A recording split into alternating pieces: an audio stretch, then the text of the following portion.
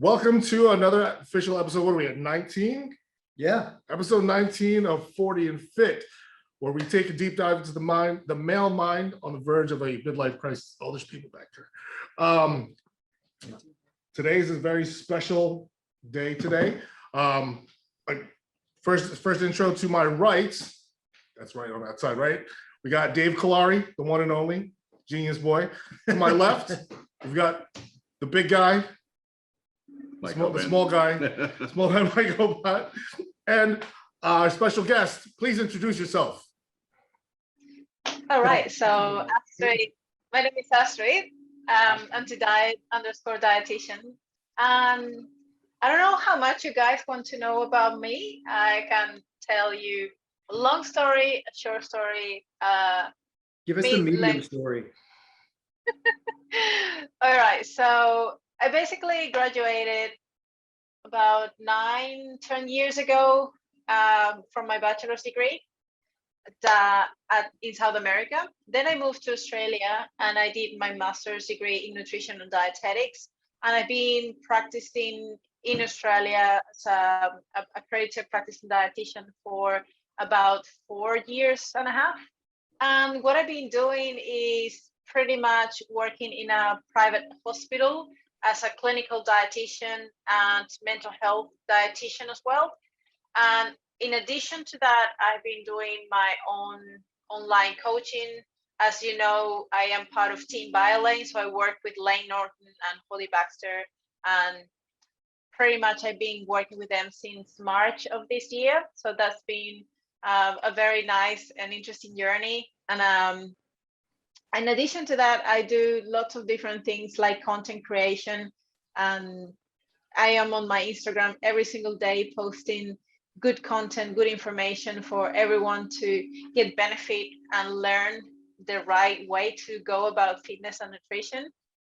So that's what I am here for. And that's my daily mission, to show up, do better, and even become a better professional and better person every day. So that's who I am.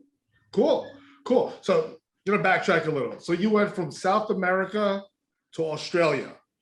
You didn't stop. You didn't stop at the United States for any reason. Well, I had to do the middle to take another plane. So you're like, screw that. We don't care about those guys. Those Americans. Yeah, we get it. We have that reputation. It's perfectly fine. No. We're done. In all honesty, I moved to Australia because my partner, which now is my husband, he had this dream to come to Australia and just have this better quality of life, because we came from Venezuela, and I don't know if you've heard about everything that is happening there, especially politically, but it was just not great, and it was going to get worse. So what we did is basically try to aim for a much better lifestyle, a better career, and better opportunities to grow as a professional in a country that potentially was going to be better and provide better opportunities to grow adequately without so many complications around politics and socioeconomics. And that was basically the reason. And there were probably higher opportunities to stay in this country as opposed to the US. I would have loved if I could have just stayed in the US, because if I tell you my analytics, 85 to 90% of my actual clients that I work with are from the United States. And it would be just so much easier for me to be on the other side of the world in the first place. But I love every US people, and I pretty much 80% of my heart is also in the US. So I'm not that far off. So it is kind of a good middle to a good way to let you guys know that I love the US and I love you guys. So that's all that matters. You have me, you have my soul in there. It makes sense. I got you. You're saying you love the US so much, you're just on the complete opposite side of the world. That's cool.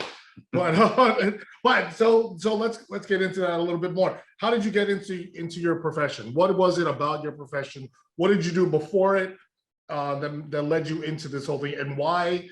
So what is it about Australia that made you decide that the opportunities are better there? Okay, so when I started in like the actual fitness industry, I was 12 years old.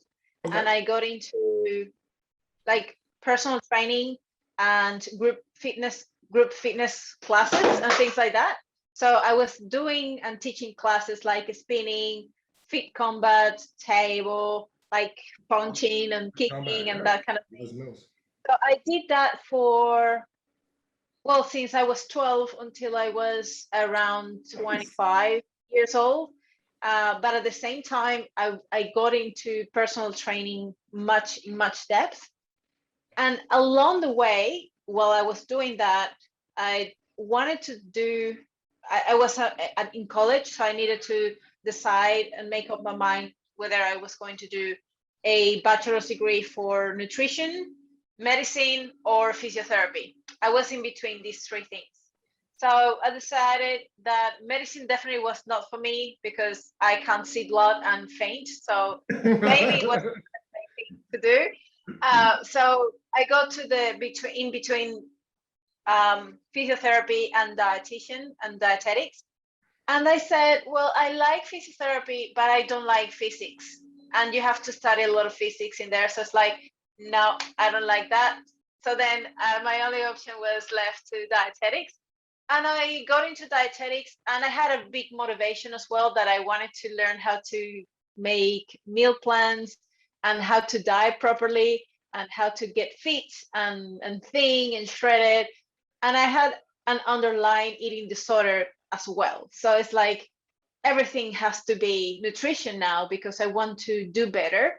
But actually, it wasn't that great, especially the first few months and semesters of the degree, because the more I learned, the more I kind of felt I could manipulate everything around me to be better, but my eating disorder actually was also kind of taking over because, oh, well, you know better, you know more, now let's do it better. So it was very challenging to kind of overcome that.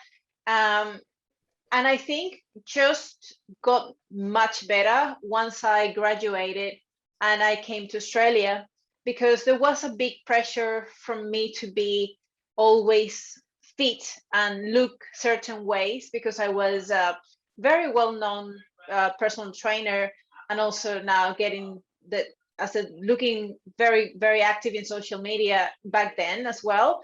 So I was someone who people were looking up to, and like if we were going to see me as someone who was doing what I was preaching, I had to look good. And that was a really pushing thing for me to be stressed about how did I look and what I was doing with my nutrition. So that accentuated even more my eating disorder, because I had to be looking good for everyone else. Like no one is going to hire a dietitian that is fat. That was my thinking back then. And like no one is going to see me or respect me if I am not looking or doing what I preach. I am preaching go and exercise, resistance train. And I was doing and teaching classes, and people admire you for what you do and who you are and how you look. So it was very challenging for me to look a certain way and live my life in that way. So when I moved to Australia, I had to start from zero. Like no one knew who I was. It was completely starting from scratch.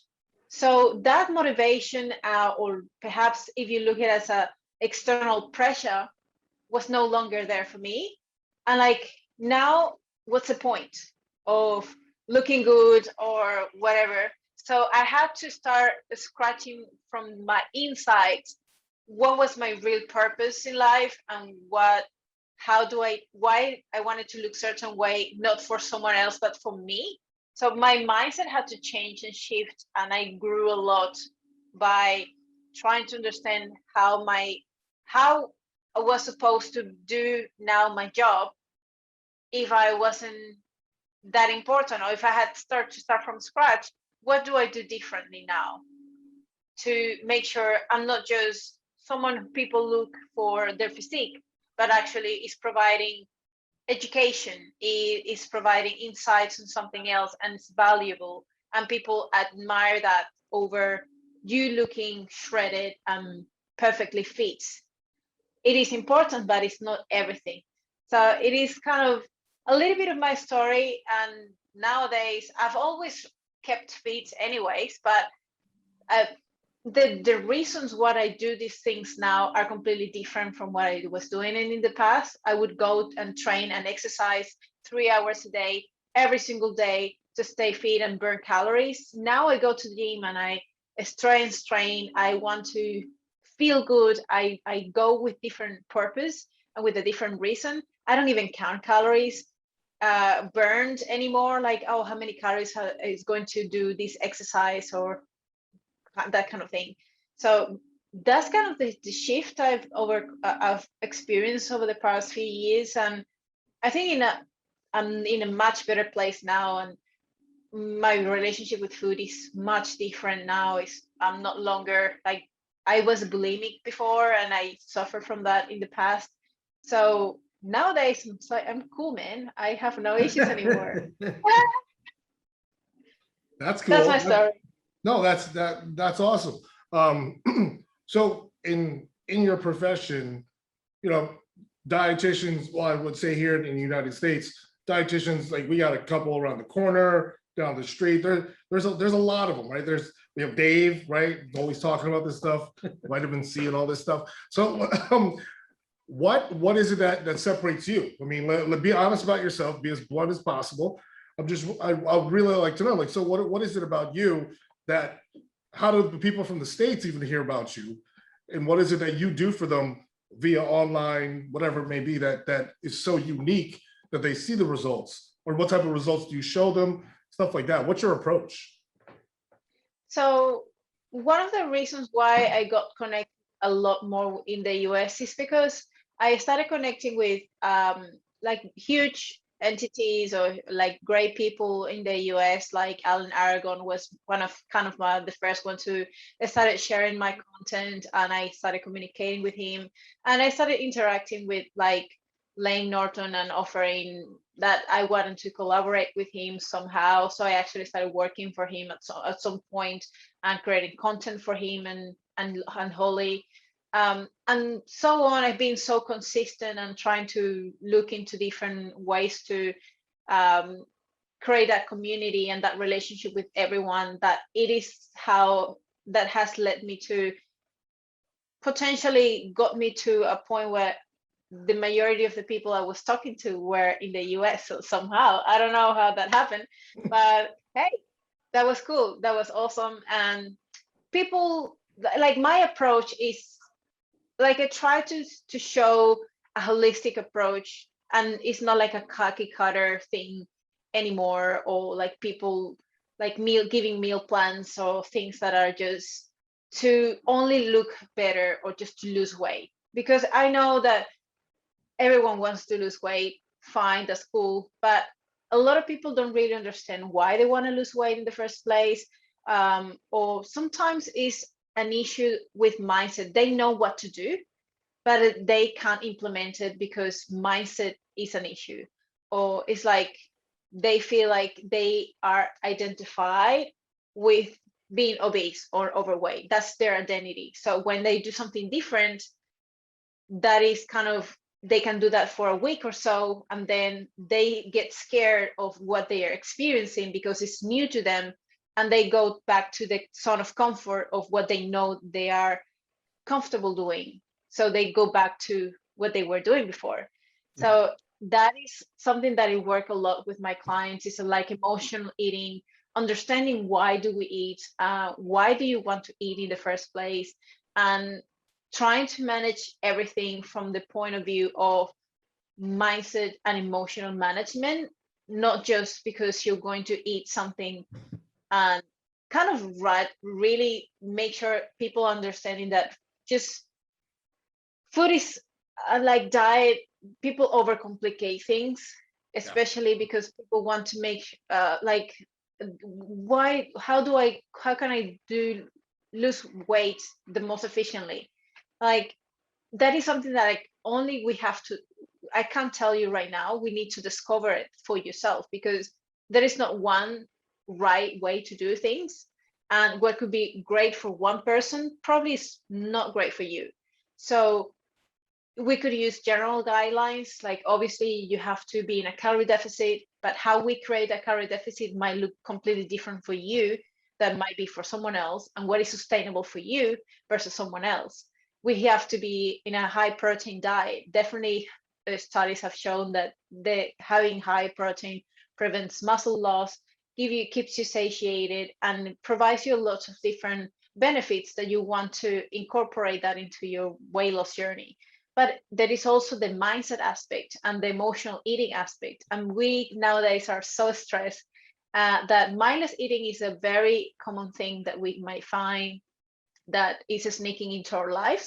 And we need to start managing that better, be more mindful, be more aware, and understand why are the reasons we're eating in the first place, especially when it comes to snacking or eating something that is not necessarily healthy, but it's more like highly palatable, or something that just is going to take us completely away from our specific goals. Like you probably know that your goal is lose weight, for example, but you start sneaking a chocolate and then you want to have a macas or whatever.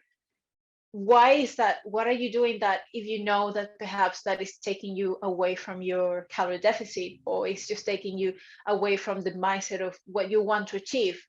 Is it worth it? Like, is it really something you want to do because it makes sense? And if you're cool with that, then it's fine. I'm happy if you go for that. If you know that what are you doing is fine for you, and you just get back on track. However, people are doing things that they are not happy about, and then they get in this mind cycle of, oh, I fucked up, I am a failure, what's the point, let's binge. And this is a cycle that repeats and repeats. Now let's diet again. I start on Monday, let's go to 1200 calories, let's diet for the whole week, and then again, I blew up, I'm a failure, fuck it, whatever. So that's kind of how it goes. And talking about just the food in itself, this just came into my head. I have a question for you specifically. But do you find that most of your clients, and you can answer this too, Dave, do your clients mostly eat not enough food, or do most of them, are they too low in calories, or are they too high in calories? Especially, like I'm always wondering, like what's the majority of the population that are looking to do this? Because I'm very picky about the people I deal with when I train. So I don't deal with a large group of people anymore. I just won't do it because they annoy me. I can't be a babysitter to these clients anymore. I don't want to be the therapist anymore. I'm kind of done with that part. But do you guys, what do you see mostly? Too many calories or too less calories? I get a lot of too little. Too little. Yeah. Like extreme? No, not extreme. A lot of these people, like Astrid said, you're going into the gym thinking like, I have to burn calories. Instead of that's your hour to get strong and do good shit. Right. So they're under eating for all the stuff that they're doing, and their metabolism is just adapted to that, and they're just at that.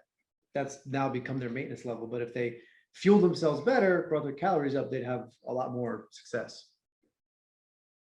Astrid? In my opinion, I get a little bit of both. I get people that report they eat very low, but they don't really track well, and sometimes they're underreporting. Oh, absolutely, they're a lie.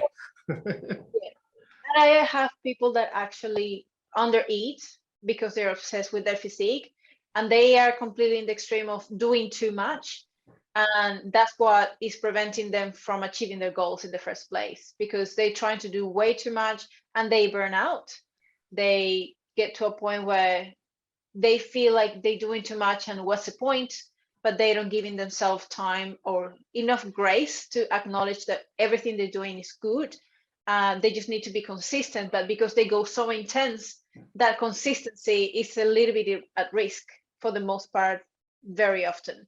So consistency is not great, but they aiming for this perfect lifestyle and this perfection, adhering to the plan 50% of the time, but then they blew out the other 50%.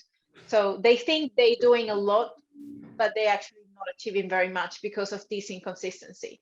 And that like a big component again with emotional eating and feeling like this coming back in this cycle of restricting so much to a point that willpower is out, they burn out, fuck it, blew it, whatever, I start Monday again.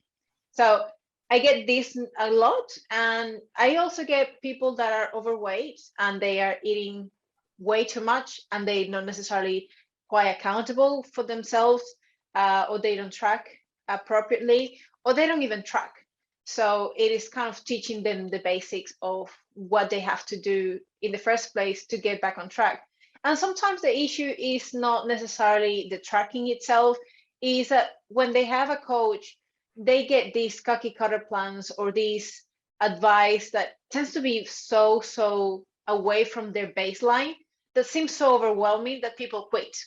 Because if you're in this stage, you can't expect to jump 100 floors at once. You have to go step by step. So what I do differently with my clients is that I try to find out what their baseline is, where they at, and I meet them there. And I work with them upwards and start increasing their confidence, their self-efficacy, and teach them how to be better, and always aiming for consistency over perfection. So I'm not someone who is always asking them to be perfect. I want to make sure you're doing as much as you can, the best you can. But if you are not perfect, that's okay, because that's not the idea of this. Ideally, I want to teach you skills that are for the rest of your life. I want you to learn how to deal with these things, and that is okay to fuck up as long as you get back on track. So it is everything about mindset and finding where they at and meeting them there and work with them towards their goal. So I think that's my approach. So what do you mean by you meet them where they're at? Just explain that a little bit more. And how do you progress? Like what is it that do you do percentage-wise progressions, or is there a set thing that you look for on a baseline, or what you do with that? So when I talk about the baseline, it's not about training specifically. It's about where they are in life with their nutrition, with their physical activity. So let's say just finding out what is their current calorie intake. So I take them to, well, let's track for a week and see where you're at. Maybe you're eating and you're maintaining your weight at 2,000 calories. If we want to put you in a fat loss phase, I don't need to drop to 1,200 calories. I can just be, well, let's do 75% of what you're currently maintaining at and see what happens. So we can do better informed decisions, and perhaps use an approach that is more appropriate for the client. Also, when it comes to physical activity, like if I want to suggest a step goal for a day, I'm not going to tell them to do 10,000 steps if their baseline is 2,000 steps a day. So that's pretty extreme, right? So when I understand, well, if you on average in a week you do 2,000 steps, let's aim for 3,000 steps next week and see what happens. So it's just as little by little, and it might seem stupid, or it might seem, oh well, what is going to be 1,000 steps the difference? It actually is, because you are giving them the opportunity to become more confident about what they're doing, and giving them a goal that is achievable for them. And once you build that momentum, they know they're achieving things. Oh, you know what? I think I can do next week 4,000 steps. Oh, great. So they actually come up with goals they set up for themselves, because they are feeling more confident that they can do this and they've got this.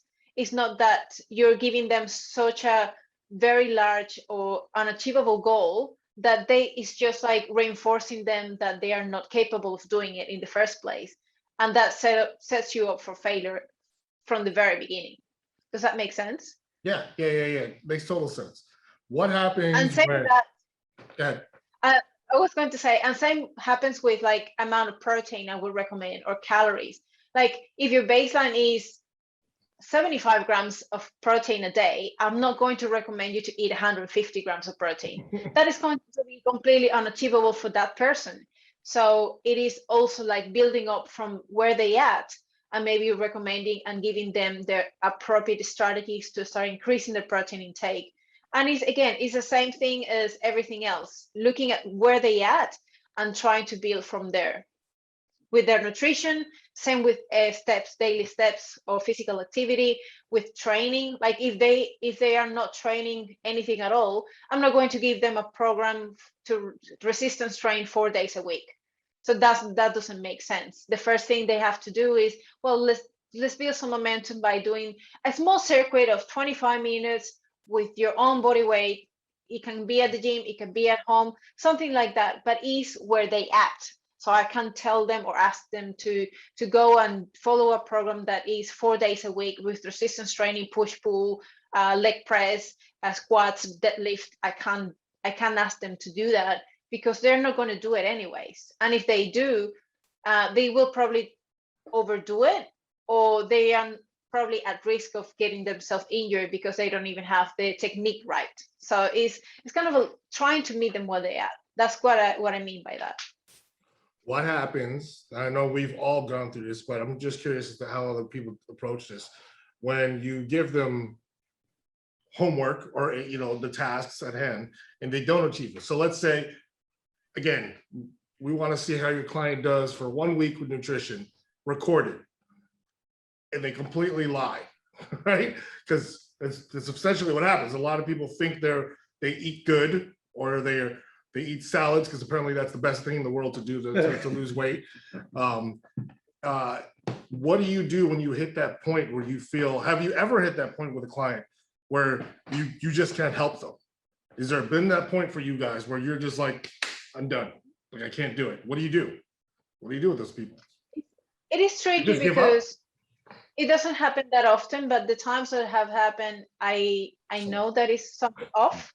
So I'm just very transparent with my client, and sometimes this happens because they're afraid that you're going to judge them, that they are not the perfect client, or that they are just imperfect. And sometimes he's really being honest with them and opening the door of saying, look, I'm not going to judge you. I know we are not perfect and we might make mistakes, but bear in mind that this is for you.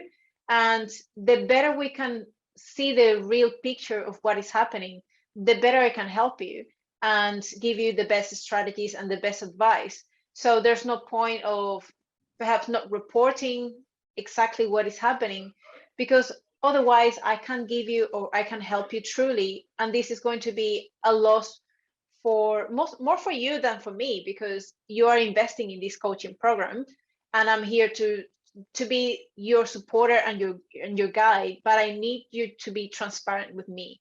So I always work with them to try and make them understand that they have pretty much the wheel of this plane, or whatever you want to say. They are the drivers. I'm just the co-pilot. I'm just beside them to tell them where to go, where to look. I'm not going to tell you what to do, unless, and most of the times the actions and the things that we decide are shared and negotiated. It's not like I tell them what to eat or what to do. What do you think about doing 5,000 steps a day? Is it something that you think it is achievable? Do you feel confident doing this in the first place?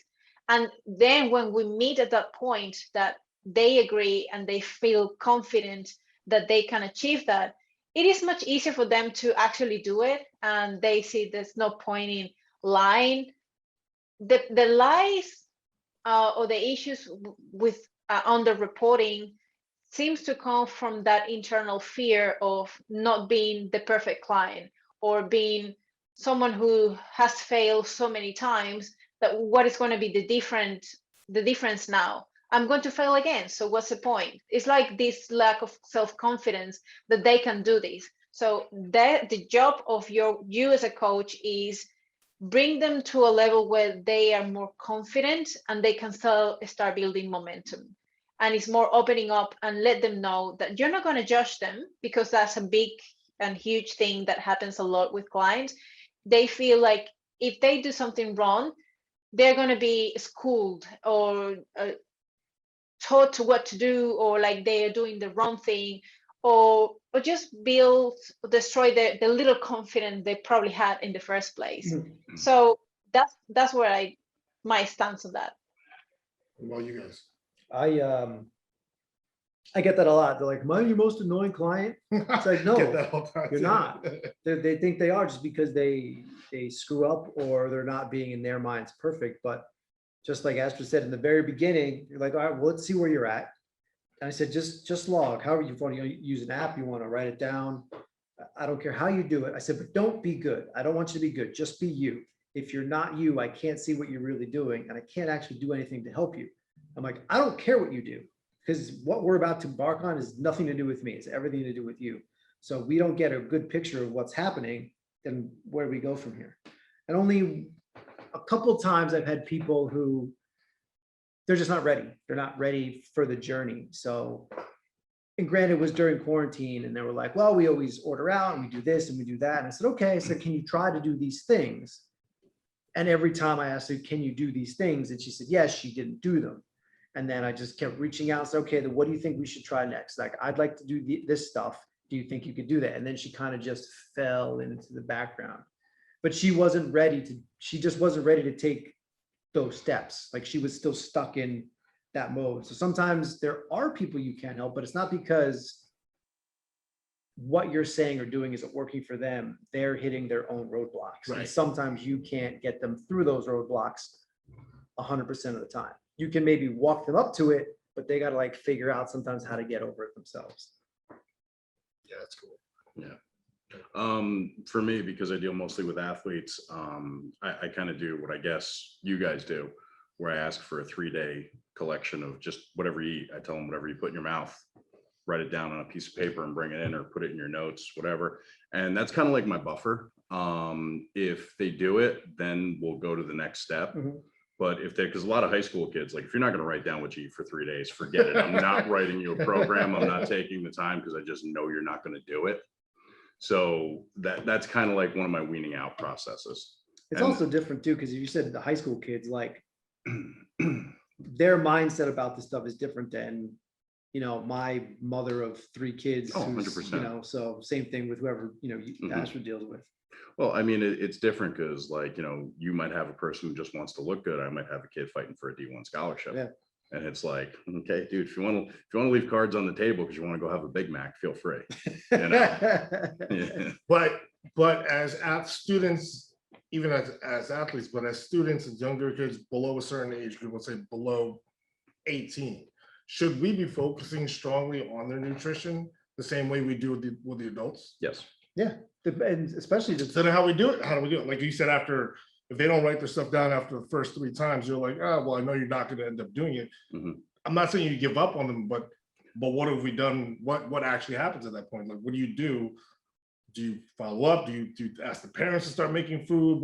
How do you even keep track of that I'll stuff? basically tell them, I'll be like, okay, look, if you haven't done this, you're not ready. And that's cool. Kind of like what Astrid and Dave are saying. It's like, if you're not willing to take step 1, you're not going to take step 2 or 3. So it's like, okay, look, I understand. I asked you to do this. You didn't do it. You're just not ready. I think that at that point, there needs to come a very heavy educational component. You can tell them that they might need to be ready, and maybe they're not, but then they need to be educated on why you asked them to do it, the benefits of being able to see that. And if they're a younger athlete who has potential to do the next step, whatever that is, then they could be like, oh, you mean I can possibly get the scholarship if I just do these very, very simple things, like athletes don't need a ton of super specialized approaches, No. not all the time. So it's Most of like the time, no. their stuff is super simple. Yeah. Let's do this, then you don't have to worry about, you know, Drink some water and eat some protein, bro. Yeah.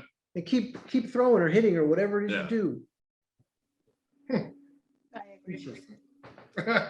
I agree. Yeah. Well, she obviously knows what she's talking about, so I'm glad she agrees. Clearly. Now, wait, what was the term? What were you saying that someone said it to me? Astrid's known as the anti-diet. Oh, reverse. Anti-diet dietitian. Yeah.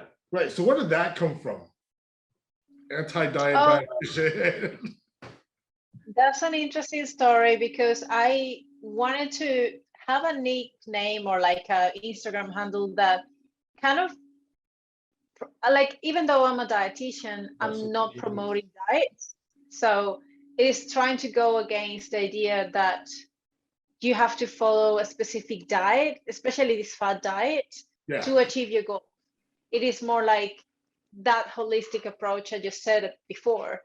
And that is kind of the way I go about doing this. I don't want you to find cookie cutters to achieve your goals. I want to make sure we find out what works for you specifically. So that's the main thing. And generally the diets that we see, the fat diets we see all the time, are not something that are going to specifically help you to achieve sustainable results. They can achieve very short-term things and results, but they don't teach you anything, and you don't learn skills, and you don't learn to learn something that is going to be sustainable for the rest of your life. So that is my main goal, is teaching people that they have to find out what works for them. And if you can do or eat in a certain way now, you have to ask yourself whether the way you're eating now can be still replicated for the next decade. Is it going to be the same? Is it sustainable that you can continue to do that? If it's not sustainable and you're going to quit in 1 month or two, you don't see yourself eating the same way in 10 years, maybe you should be considering what is something more sustainable for you. Cool. Just wondering where that came from. That was just out of the blue there. Because you work with people in other parts of the world, okay? Let me add, this is a weird one. What have you noticed? Maybe it's not that weird. Do you notice a difference in people's attitudes from the Americans to the Australians to the South Americans? Do you notice it specifically in nutritional habits? Are there different attitudes that you come across? Are there everyone's just fat all the way around? I'm kidding. No. So no, it's not that. I think as humans, we share a lot of different similarities. And we share lots of different things that, even though we are located in different places, the goals seems to be very similar. And the challenges as people, as humans, seem to be very, very common, like emotional eating and stress eating. Stress is everywhere. We live in a very fast-paced living world, and we all stress, and we struggle dealing with that in the first place. And wherever you're at, you're going to struggle with that somehow. So we still struggle with convenience food and things that are just served for us. Rapid fast food is everywhere. It doesn't matter which country you are at. That's something that's very common. So even though we are like, the world seems to be like, people in different parts of the world seem to be look at it differently, they share lots of similarities in that regards. And when it comes to specifically weight loss, things are not very different when we look at different places in the world. There's very similar behaviors, especially when it comes to convenience. There's a lot of misinformation out there as well when it comes to nutrition everywhere. So that's not just about, or just in the US or just in Australia. Misinformation, and people get so much confused about nutrition. That's everywhere as well. And there's a lot of propaganda from fat foods everywhere. And there is a huge amount of education as well everywhere. So that's why I think the social media and the internet has helped, if you look at the positive side of it, has helped to reach those people. And the more this evidence-based community grows, the more we can reach those that have that daily struggle to learn what really is the truth behind nutrition and fitness, and what is the right thing behind all this crazy advice or myth we see every day out there. If you look at most of her content, she's busting myths that we see here every day. So it's definitely the same nonsense is all over the place, because people all want the same thing like quickly, and they think there's some special trick or special diet or something, whatever, that they just need to do. And we know that's not the case. Yeah, I was just wondering because you know how like a lot of these, like we said, myths, right? People in the past, it's always been, you know, high fat was bad for you back in the day, or the food guide pyramid. I was wondering, was that only here in the United States, or was that the same thought process back in other countries? And all of a sudden, is the carb thing, like, is that a big thing in other? I don't know. I haven't left the U.S. in 30 years. I don't even know. It's exactly the same. It's exactly There's nothing really. that different. Like it's an issue worldwide. So it's like right now, the keto diet, right? Is that a big fad over there right now? Still, like too? Yeah, it's Huge, again, it's very common and very popular. Obviously, if you compare by net numbers, there's going to be much more popular in the US because there's more people versus in Australia. That I think in total there is like 25 million residents in Australia versus the US is like 1 billion. I don't know how many people are in the US. It's like 700. But when we look at the percentage, it is very similar in terms of like proportions. Yeah. Oh, I was always wondering that. That's very interesting. Very, very interesting. I have a question. I completely forgot it. Sounds like. Go I'll ask. ahead. Going back to you, so like you asked her name, right?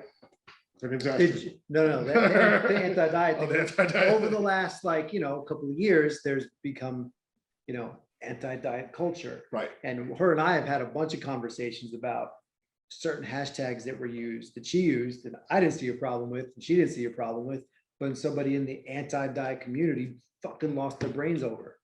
Such as what? I think, would you use the HEAS one? Right? Size one, like we went through that like last year at some point. HES? At every size. Health at every size. Yeah. Do you ever do people ever confuse Highs. your handle with like your approach? You know what I mean? Yeah. Yeah, they think so because my handle seems to be relatively close to the anti-diet movement and the non-diet approach. So I get a lot of comments sometimes that saying, well, you say you're anti-diet, but you're preaching dieting and weight loss. I'm like, look, I could say, or my handle could say whatever, but I'm someone who's very centered and I want to make sure I'm providing the information people are looking for. And I'm trying to build this gap between extreme dieting and someone that is more balanced. Where is that balance? I want to find that middle ground where you can find sustainability in whatever goal you have, but you gotta find out what is going to work best for you. And it's not necessarily all about clean eating, but it's also not necessarily all about, oh, whatever, I just don't track anymore and I don't know, I can just stay fat forever and I love my body. So it's kind of, the message is kind of getting extreme to either side. So I want to try to convey that in the middle, like you can love your body, but you can still want to change it, and that's fine. And you can still aim for losing weight without necessarily going into extreme clean eating or a rigid diet. You don't have to be there either. So it is finding that middle of gray area that seems to not be very popular. People like extremes. Like, we are humans and we like either black or white, either all or nothing, but the middle seems to be a little bit underrated. I like black and white cookies. Those are good. But yeah, there was I don't know how often you keep up on it, but not long ago was that whole body positivity, Yes. which we all can agree with. Mhm. But it was the minute you accepted your body for what it was, but still maybe wanted to change it, lose a little weight, whatever, you were like, oh, you hate yourself, and dieting is just going to give you an eating disorder. And it's like, the pendulum just swung drastically to either side. There was no middle ground. And those of us in the evidence-based community that want to firmly plant in the middle ground, everyone in that camp would be like, well, you guys are just supporting disordered eating and behavior and diet culture, and you guys are a bunch of assholes, and they didn't get it. Yeah, I feel like people get extreme with those because they're looking for an out. You know, Sometimes I think so. I just feel if you're that vocal about somebody else, that you're trying to justify for somebody else, like, no one asked you. Right? It's like, Yeah. no one asked for your opinion, but you decided to inflict your opinion about me to the rest of this world. It's like, something's wrong with you. Like, hey, listen, let me do me. Why don't you just worry about yourself? You know, that's just the way I see it. Those people that want to be overly objective, again, they just have their own personal problems. That's all it is. But that's cool. Hey, I get it. That's a good approach. You know, I like that. I like that you see. I never knew. I'm very stuck in America. I'm stuck in New Jersey, where I don't see a lot. So, and I'm openly admit to say that, but I'm like, I need to expand my mind. But with COVID, it's really not happening at this point. How was COVID over there, by the way? Are you guys locked down? It goes well. The full country is borders are closed, and I don't think they're gonna open yet. So we're fucked up in that sense. So we can't go anywhere unless we have like a real reason.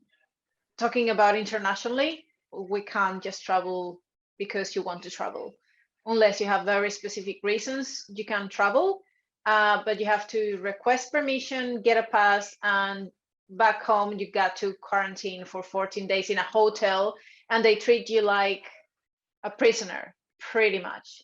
Like the army takes you, grabs everything that you have, and it is very stressful. So I wouldn't go that route. I don't have any need to go internationally. I want to go to the US strongly, but I just don't seem to find any way to go just yet. So I'll have to wait. And within different states, some are a little bit better, some are not that good. We in Queensland were in lockdown last week for 10 days, just because there was a cluster that spread it, and there were like 25 cases. And that was a horror and terror because of the Delta strain. Whereas now we're off, we're fine, we're all good, and we are back down to very low cases. But there is like New South Wales, that where Sydney is, that is like a really bad issue going on at the moment. They like recording or getting 200 cases a day or things like that. So Wow. they completely, they are kind of currently the worst state managing that. But overall, we're doing, like, Australia, despite of all the restrictions, is doing pretty good. Like, I don't think in Queensland there has been, I think, only 8 deaths in the full period, so that's not too bad. But yeah, there's a lot of restrictions going on as well. 8 deaths is pretty good. We can count that. That's not too bad. It's not It that could have bad. been worse. Listen, do you guys still have the masks? Is the mask still mandated? Yeah. Now, and at the moment it is, yes. Oh yeah. See, so I thought we were pretty bad. You guys are, you're literally on an island in the middle of the ocean. But I hear they keep going through it. It's like, you'll be Yeah. okay, then they'll get like a 10-day lockdown, then come out of it, then go for like another 2 weeks. It's weird. Yeah, they should just do like 2 weeks straight lockdown and everyone don't leave and give everyone food. I think that's just get it over with it. Wait, did you get the vaccine? Virus. Not yet. Not yet. Are you going to? Yeah, at some point. Not yet. But is it big out there now? Like people getting the vaccines? It's getting there. The issue is that even if you want, sometimes it's not available. It's just, Their supply isn't great. yeah, it is a little bit of a demand and supply thing. Oh, we have a whole bunch over here. Not gonna help them. I know, we should send it over somehow. 2-week quarantine before we get there. Just drop it off like a ship. Yeah, like if you wanted to leave and do you have to get tested before you leave? Or anything? You have to be vaccinated if you wanted to go internationally, and you have to be obviously test negative in and out, and you have to quarantine anyways in a hotel for 15 days and on your own expenses, and that is like Oh, your own expenses. expenses. yep. So it's like making everything impossible for you to go out anyways. The communists over there. Yeah, I dealt with Yeah. I know a couple of UFC fighters out there that a couple of my friends are friends with them. After he lost his fight, he wanted to go see his daughter back home. He literally, the hotel outside of the airport, stayed there for 14 days, and they had this 6-foot gap with 2 fences. And his daughter would be on one side and he'd be on the other with their masks. That's the only way he could see his daughter for 14 days. And where was this? Australia. Shit. It's like that scene from Red Dawn when they had them in the Oh wow, Red occupation. Dawn, Yeah, yeah. they had them in the camps. Yeah, that's to see. So I don't know what we're doing about this because I think we're gonna go back in lockdown soon. I think we are. You bite your tongue. I just think so. I hope they don't close any businesses. How has business been with the lockdown over there then? Have you guys, because here it suffered a lot, right? New York, New Jersey, people lost jobs, people lost money, business Everywhere. was closed. Yeah. Especially here because tourism is a big thing in Australia, so that is being hit very hard. So I think it is the same as everywhere. Yeah, no one has gotten better at this in the past year or so. I think everyone has been affected somehow, and if it's not economically, emotionally, or somehow, either way, there's not very positive results or outcomes out of this anyways. No one's like, COVID, yeah. Jeff Bezos. Maybe. Amazon made a So lot of. Grocery stores. I have to go. I have to be She's gotta go very to work. soon. Friday. Oh, shoot, it's Friday morning. Yeah, Friday Friday morning morning. for her. Astrid, we thank you so much for being on the podcast. We will have this up soon. We appreciate everything. Good luck. Have fun, guys. Have a good one. Say goodbye. Thank you very much. Bye, Astrid. Have a good day.